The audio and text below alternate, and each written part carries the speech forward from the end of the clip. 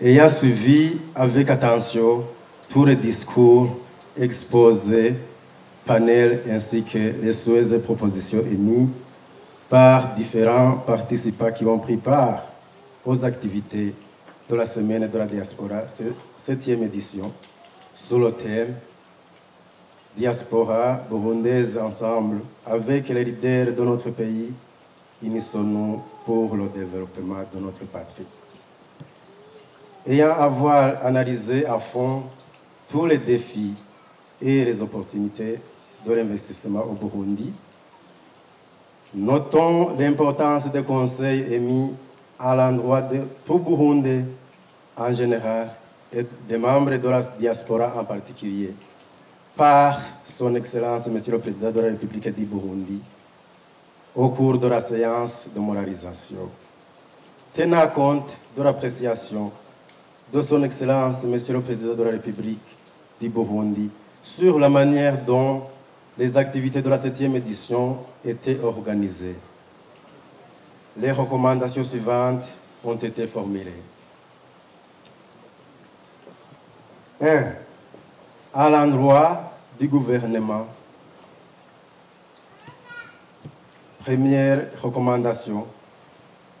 Instaurer la politique de digitalisation dans tous les services publics pour faciliter leur accès et contrôle, mais aussi éradiquer toute manœuvre dilatoire de fraude. 2. Inculquer le professionnalisme dans la pratique des services rendus par les agents publics avec le respect du timing, tout en évitant les pauses prolongées pendant les heures de service. 3.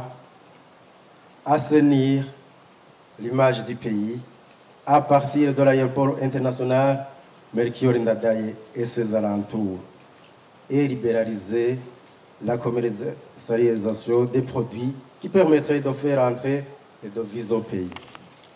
4. Créer des services express payants en vue d'éviter le favoritisme pour les demandeurs de services rapides. Exemple, le cas de demande de passeport. 5. Établir la cartographie de la diaspora burundaise pour savoir l'effectif à partir des statistiques condensées par la représentation de la diaspora. 6. Créer un bureau spécialisé pour la gestion des litiges des membres de la diaspora, surtout dans le domaine foncier. 7. Mettre en place les politiques et programmes appropriés pour encourager le retour temporaire des membres de la diaspora au Burundi afin de faciliter le transfert de compétences et d'expertise. 8.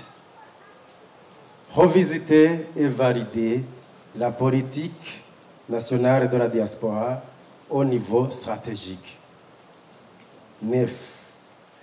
Créer la base de données de la diaspora burundaise, entre autres, les profils, les projets réalisés ou en cours de réalisation, etc. 10.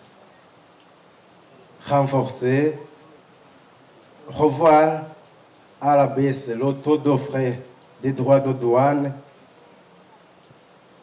et autres taxes imposées sur les véhicules neufs qui risqueraient de céder le marché aux vieux véhicules fumants, dont le danger pour l'environnement, la vie de la population est très énorme.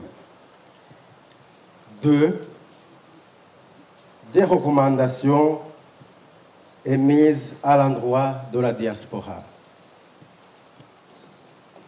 Première recommandation, faciliter au ministère des Affaires étrangères et de la coopération au développement à l'établissement de la cartographie de la diaspora burundaise pour savoir l'effectif à partir des statistiques condensées par la représentation de la diaspora.